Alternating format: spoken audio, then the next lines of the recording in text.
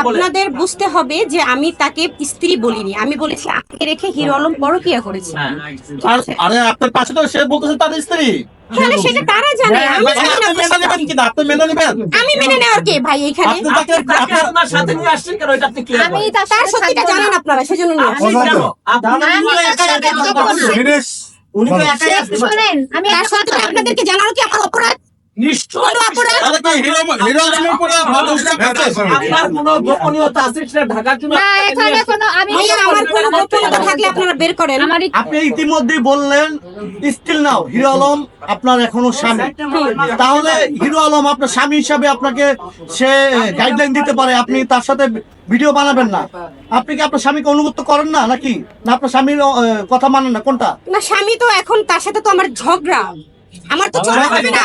অবাধ্য হয় কিভাবে আপনি আরেকজনের সাথে ভিডিও বানাবেন সেটা ভিডিও বানাবেন সেটা বলেন। অবাধ্য কিভাবে হচ্ছি? অবশ্যই অবাধ্য হইতে সে তো আমার খোঁজ নিচ্ছে না, তার সাথে তো আমার ঝগড়া, আমার চলতে হবে না, আমার কাজ করতে হবে না। স্বামী স্ত্রীর ঝগড়া হলো এক বালিশে যখন ঘুমায়, ঝগড়া থাকে না।